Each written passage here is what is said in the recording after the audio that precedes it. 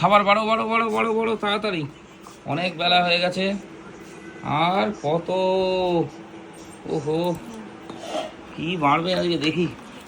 আজকে অনেক কিছু রান্না হয়েছে। হুম, অনেক কিছু রান্না বান্না হয়েছে। হুম, সব বাটিতে দিয়ে দিলাম, ঠিক আছে?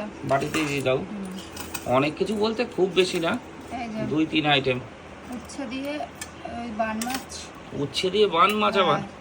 ছোট ছোট ওই বান মাছগুলো দিয়ে উচ্ছে দিয়ে ঝোল, এটা দারুণ গরমে। হুম, দেরি হয়ে গেছে, এইভাবে স্নান করে আসলাম। সে তো দেখতেই পাচ্ছি, তারপরে রয়েছে এই 4টে যে বাজতে গেল। পটল চিংড়ি। আবার পটল চিংড়ি? না তুমি আলু খাও না? অনুষ্ঠানে তো ইঁচড় চিংড়ি খাওয়ালাম। হুম, হ্যাঁ, এখন পটল চিংড়ি। পটল চিংড়ি, ঠিক আছে। হুম, তারপরে এই যে সেই জিনিস, কি জিনিস? প্যাক গোটা রসুন। Pack pack. গোটা রসুন আর দেশি হাঁসের মাংস, তাই তো? না, দেশি হাঁসের মাংসর একটা আলাদা টেস্ট।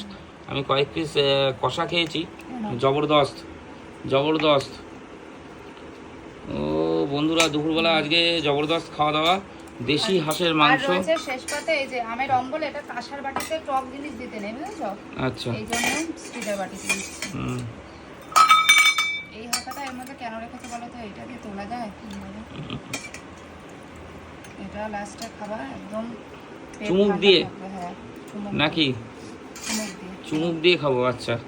তো বন্ধুরা, আজকে দুপুরবেলা কিন্তু জবরদস্ত আর খাওয়া একটা দাওয়া। জিনিস আছে, আবার কি আছে? যেটা কিনে এই ছোট বাটিটা, আবার কি? এই যে দই। ও, লাস্ট পাতে দই, জবরদস্ত। দই বাটিটা দেখো। হুম হুম হুম, জবরদস্ত। এই হলো আজকের রেসিপি।